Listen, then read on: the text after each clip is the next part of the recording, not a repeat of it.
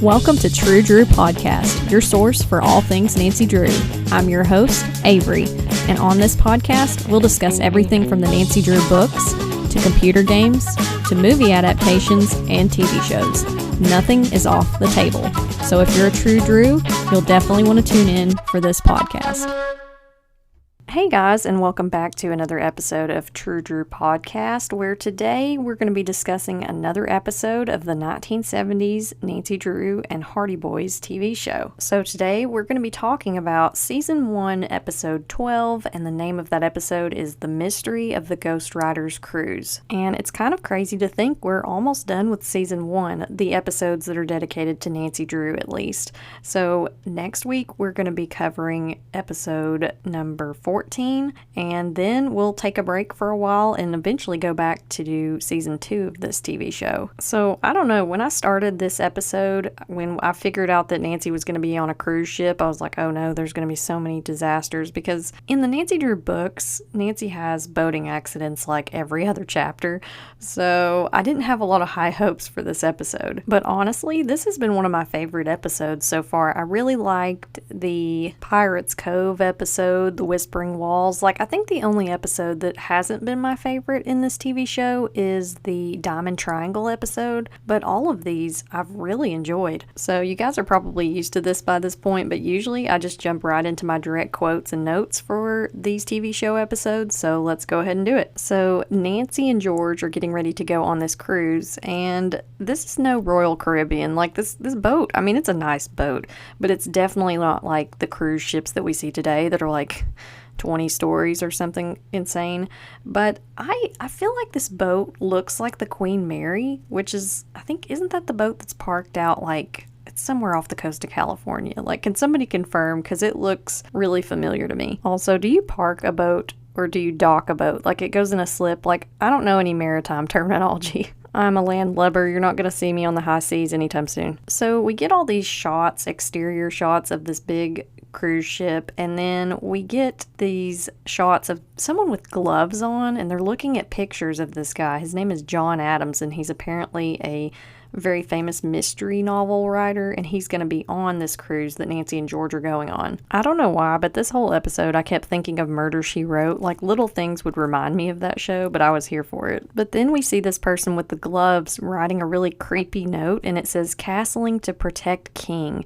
2 moves to checkmate. This will be your last cruise, Mr. Adams. You're going to die." Like, whoa. No proper greetings first? Like, welcome aboard, sir. Here's a animal-shaped towel. Like, none of that. We're just going to go right to the death threats. I kind of like the dedication to the bit, though. Like, this shows us that this villain that we're going to be dealing with in this episode is very intense and is going to go to some very creepy measures to make their point known. So after we see this scene with somebody looking at these pictures of Mr. Adams, we see Mr. Adams himself, and he's walking through the ship and he's being hounded and followed by reporters, which I'm just like, I mean, I guess that'd be pretty realistic if you were that famous. People would follow you around places. But I'm like, don't you have like an entourage or somebody that can keep these people away while you're on vacation? But these reporters are lobbing all these different questions at him, and they're asking, are you going to write another book? What's going to happen with these characters?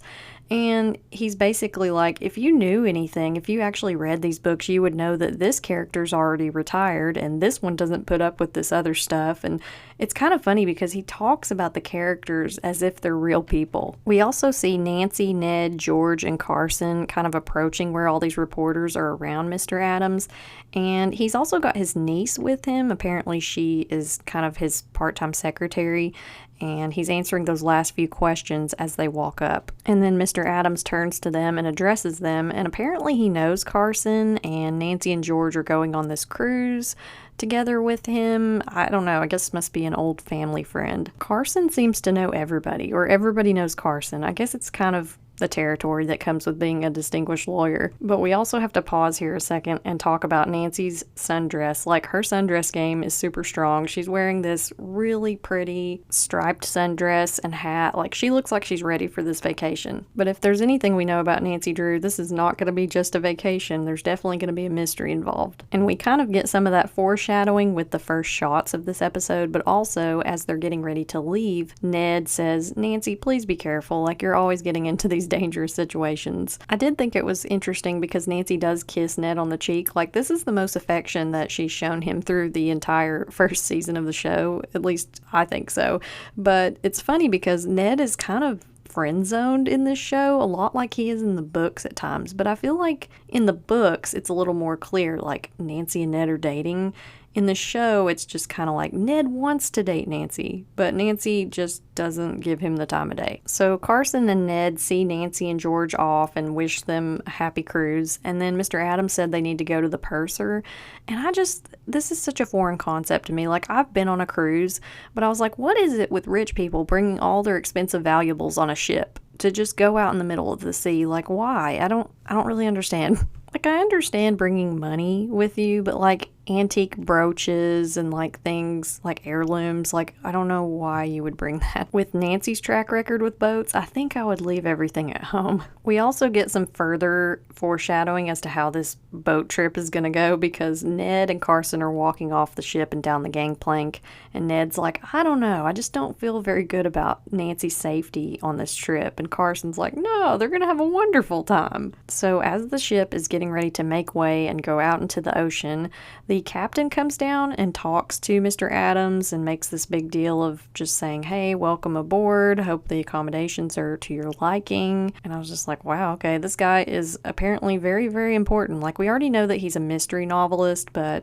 there's a lot of press, I guess, coming aboard the ship and interviewing him, but it's like we're supposed to get the impression this guy is pretty famous. But then maybe this is kind of out of the ordinary, because right after this we get this shot with this creepy music. It sounds like alien, like abduction music, and Nancy, George, Mr. Adams, and his niece Kathy are going down the steps, and the captain is just kind of staring after them creepily, and then there's this other woman who's standing up on the deck watching their every move. So everybody's going down into the ship, and then they get stopped by this guy who I guess is like the entertainment coordinator for the ship, and he's telling them about all these activities, like, you've got to go do the shuffleboard and do this and the swimming competition in the pool. And Mr. Adams is like, this is a cruise, I came here to relax. My thoughts exactly. This is a vacation. But then we also have this really funny and awkward part of this scene, because we find out that the entertainment coordinator's name is George, and so when George, Nancy's friend, introduces herself, she's like, hey, my name's George, and he's like, oh, my name's George too, we have so much in common. And like, that's funny, that's kind of cute, but then he takes it into a totally awkward direction, and he like reaches out and holds her chin, and he's like, you have such a depth to you, there's something more to you. I was just like, okay, that's a little bit weird. It's like you just met. Like, I would hope that there's something more to her. Like, it was just such a weird thing to say, and it kind of reminds me of that quote from the producers where it's like, there's more to you than there is to you. It's like, huh? So Nancy, George, Mr. Adams, and Kathy go into their room. The first mate leads them in there, and there's this guy named Peter Howard just hanging out in their room. He's apparently a journalist, and he's trying to sell Mr. Adams on, making his autobiography and, I guess, giving him the rights to it. But Mr. Adams is like, I don't want to do that. This part was really weird to me and seemed like a bit of a safety issue. I was like, is it common practice to just let people into other people's rooms? Like, that seems a little bit probably something we shouldn't do. Plus, this guy is really pushy, but Mr. Adams is just like, no, I'm not going to do that. And so he eventually leaves. Peter Howard leaves. And it's after this that Nancy starts flipping through this scrapbook, which has a bunch of pictures in it, which is the one we saw from the opening scene of the episode. So Nancy asks Mr. Adams about it, and he's like, that's not my scrapbook. And she's flipping through the pages, and she finds that chess move threat that we read earlier in the episode. And Mr. Adams is like, whoever this person is, they've obviously read my books, because I use these chess moves as veiled threats in my books, and they've been following my career pretty closely. And Nancy says that the police on board the ship would probably be interested to see this, but Mr. Adams just brushes it off, and he's like, it's not a big deal, just forget about it. And so Nancy's gonna leave him to go upstairs. He's gonna take a nap, and he says, oh, do you mind to turn one lamp on? So Nancy crosses the room to turn this lamp on, and then there's just these sparks and an explosion. And then the next scene cuts to everybody in the room, and the captain comes by, and he's checking on Nancy, and there's a mechanic or an electrician looking closer at the lamp, and he's like, somebody tampered with this. And he and the captain speculate that Nancy's younger, like the shock probably didn't do too much damage to her, but if it had been someone much older, it could have stopped their heart. So this was obviously something that was intended for Mr. Adams. And Nancy, of course, the thing that I love the most about this scene is the captain is like, well, you can go to the ship's doctor if you feel like you need to. And Nancy's like, yeah, okay. And it's like, of course she's not going to. She never goes to the doctor in the book, so why would she go to the doctor now? And she says, like, oh, I've been shocked before. And the electrician is like, not like this, you haven't. Just call her good old Nancy, no time for medical appointments, Drew. The electrician also lets it slip before he leaves the room that he's a huge fan of Mr. Adams and he's read all of his books. And in fact, the library on board has all of his books in stock.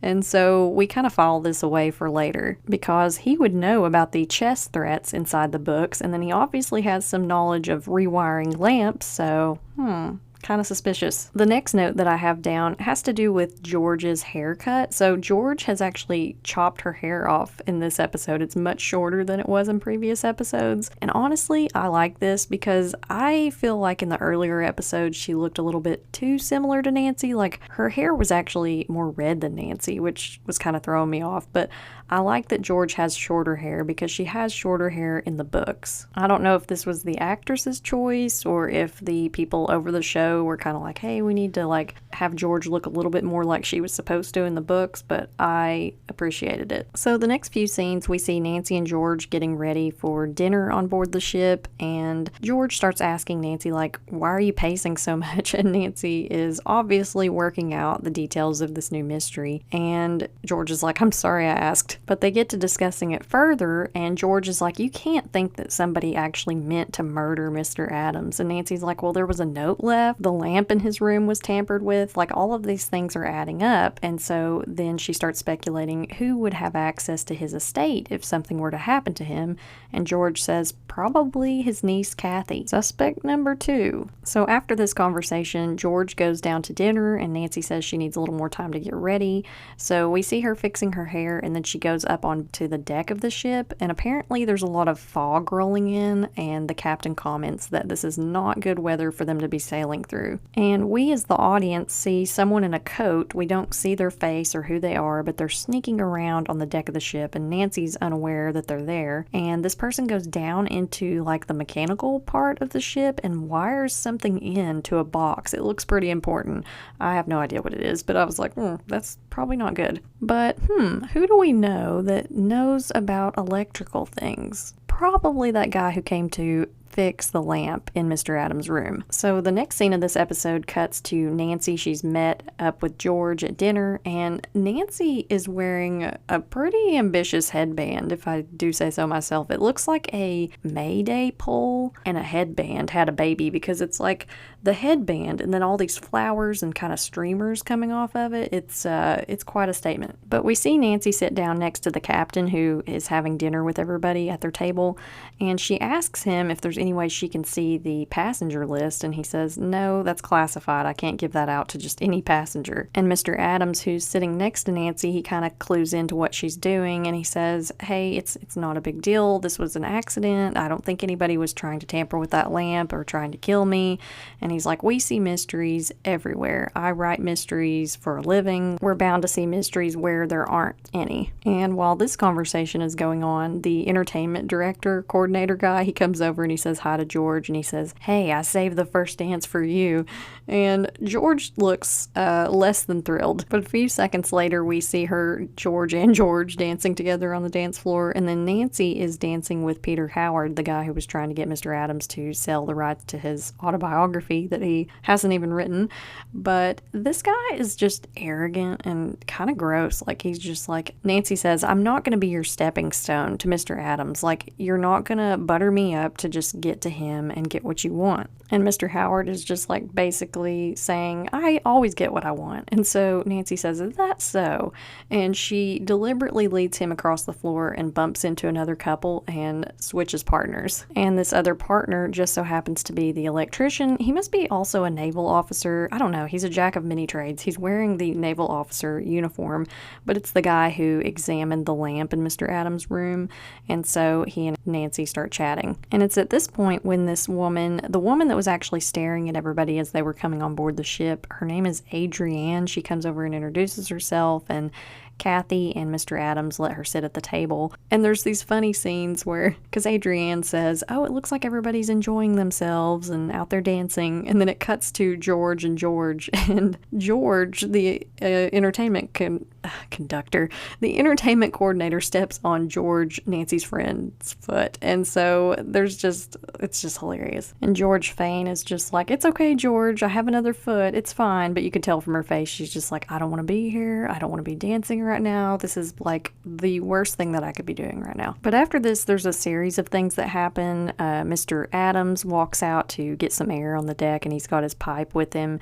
And then Nancy notices that Peter Howard, the one who wants his autobiography, quickly followed out of the room. So she's a little bit suspicious of this. Also, Mr. Adams' first name is John Adams, like the president. Like that's the most common name other than John Smith, but I just couldn't help thinking that the whole time I was watching this episode. So Mr. Adams is walking around on deck, and he keeps hearing these voices calling out to him and saying things in a threatening way, like, knight to pawn, or I don't know any chess moves. I don't know how to play chess, but they're speaking to him in a language that he can understand. And he gets really spooked by this, and then he runs into Nancy, and together they find this tape recorder that's apparently broadcasting this voice out across the ship. And Nancy speculates, she's like, I'm pretty sure I saw Peter Howard carrying one just like this. So we have a creepy tape recorder, we have a lamp that exploded, and then I completely forgot to talk about this earlier, but the note that Mr. Adams first received, they spelled "you're" wrong. Like, you're going to die. They spelled it Y-O-U-R instead of Y-O-U apostrophe R-E. So I kept thinking, this is going to be a clue. Like, if we see somebody write something like grammatically incorrect, they're the one who did it. But apparently it was just somebody on the set who wrote it incorrectly, because I kept thinking, oh, this is a clue. This is a big clue. And then it's like, no, Avery, it's not a clue at all. It would have been a great one, though. A very subtle one, but a great one. So after Nancy and Mr. Adams pick up the tape recorder, Kathy comes down the stairs, and Nancy asks her what she's doing there, and she says, oh, I was just looking for my uncle. So they take the tape recorder to the captain, and Nancy says, if you listen to this, there's threatening messages to Mr. Adams, so surely now I can get that passenger list. And Nancy presses play on the tape recorder, and nothing happens. I got a lot of secondhand embarrassment just watching this, because I was like, that would be so awful to say, no, I know for a fact that there's something on here, press play, and it doesn't do anything. And so somehow the tape has erased, and Nancy, Mr. Adams, and Kathy talk together back in their stateroom, and Mr. Adams says, this is a lot like one of my books, and it's called The Mystery of the Ghost Rider's Cruise. And they're talking, and Nancy says, yeah, all of the things that have been happening happened in that book. The lamp, the chess threats, and the tape recorder, which mysteriously erases the tape. So the next scene, we see Nancy going down to the ship's library, and she's looking for the Mystery of the Ghost Rider's Cruise. And when she's looking at the spines of the book, a lot of the books are plays on actual Nancy Drew titles. Like, I think there's one called The Haunted Riverboat, and of course there's a book, Nancy Drew, I think it's number 35, The Haunted Showboat. And Nancy looks all along the bookshelf, and she can't find that book. It's the only one missing. And so the next scene we get is the person with the gloves and jacket that we've been seeing sneaking around the ship throws that book overboard. And then I forgot to talk about this, but you're probably wondering, where is George during all this? So George was dancing with the other George at the dinner, and then he was pulling her up on the stage for some kind of a popularity contest that the ship is having. And I was just like, who needs that kind of a hit to their self-esteem on their vacation? Like, I don't want to enter a popularity contest. I want to eat crab legs. But the next scene, I guess it's during the day now, we see that Adrienne girl, and she's playing chess against Mr. Adams, and he makes the comment that she's very good at it. So it's like, this woman is suspicious. Like, she's been lurking around in the shadows, and she knows how to play chess. Mr. Adams is getting threatened by all these chess moves. It's very weird. And then directly before this, Nancy runs into the guy, I think his name is Tony, the guy who fixed the lamp. Quote unquote, fixed the lamp. I think I mentioned this last episode, but they don't do the greatest job with like giving people's names on the show. You just see this person for several scenes, and then later they're like, oh yeah, that's Tony. And it's like, I didn't know that. You never told me. But he made the comment that Nancy shouldn't be wandering the ship so late by herself. And so that in itself was a little bit creepy. But we see him again the next day when Adrienne and Mr. Adams are playing chess. He shouts up to Nancy, who's on an upper deck, and he says, have you been shocked anymore? And she's like, no. But Nancy is able to talk to him, and she asks if he has a copy of the Mystery of the Ghost Riders Cruise, and he lends it to her. And Nancy finds an article about a court case that apparently a playwright named Martin Carroll claimed that he and John Adams wrote the book together, and that Adams took all the credit for it. And so when Nancy brings this up to Mr. Adams, it's like it's funny. It's like he's just filed it away in his head, like, oh yeah, that was something that happened, and I don't remember much about it. And he doesn't really see the likelihood, but he said Martin Carroll would be in his 50s by now, and Nancy sort of starts to think that maybe Peter Howard is Martin Carroll in disguise. So Nancy calls Carson back on the mainland, and she asks him if he can investigate Martin Carroll and Peter Howard and see if there's any connection. So not long after this, Nancy gets a telegram back, and Carson says that he found out that Martin Carroll died 6 months ago. And Nancy decides that she's going to go talk to Mr. Adams about this, and while she's going down the hallway, she sees the person in the trench coat, the same mysterious person we've seen around the ship, coming out of Mr. Adams' room. So she chases them down into the mechanical room, the boiler room part of the ship, and Nancy almost falls off of a balcony down there, and Tony, the mechanic who lent her the book, saves her, and she asks if he's seen anyone, and he says he didn't. I'm not gonna lie, at this point I was highly suspicious of Tony. So the next scene that we see on the episode is George is singing in this talent show,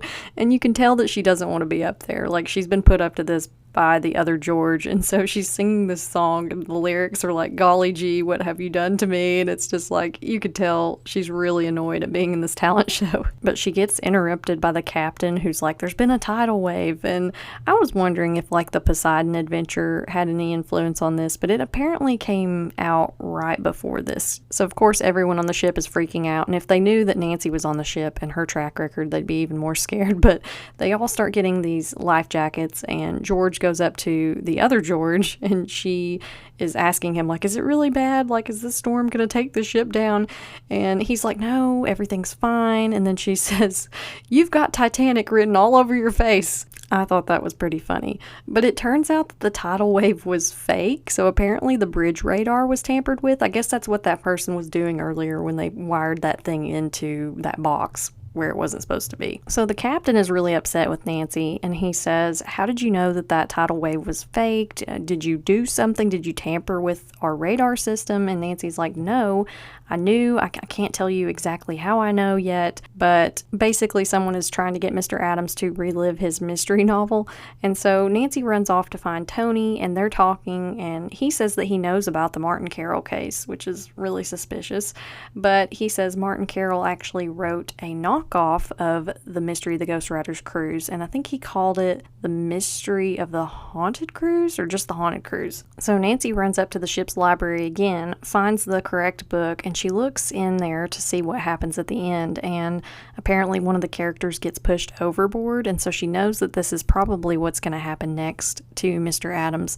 And when she flips to the foreword, it says, dedicated to my wife and my daughter, Adrienne. So Nancy runs off to find the captain, and they find Mr. Adams and Adrian up on the deck of the ship, and she's got him pushed up against the railing, and she says, "You ruined my father's life. You claimed that this work was only yours when he helped you with it," and she basically just starts listing off his characters, like, say goodbye to so-and-so, and you're going to take a lot of lives with you. It's really creepy. And then Nancy, the captain, and the first mate run up to Adrian and pull her away from Mr. Adams and take her to the brig. So yeah, this episode reminded me a lot of Agatha Christie, but on a cruise ship. Instead of Murder on the Orient Express, we have Murder on the Queen Mary, or whatever the name of this ship is supposed to be. But the last note that I took down, this was so weird, but at the very end of the episode, when they're talking about Adrian getting psychiatric help instead of serving time, Ned and everybody walks up to George, and she's wearing this sash, I guess because she won the Miss Popularity contest on board.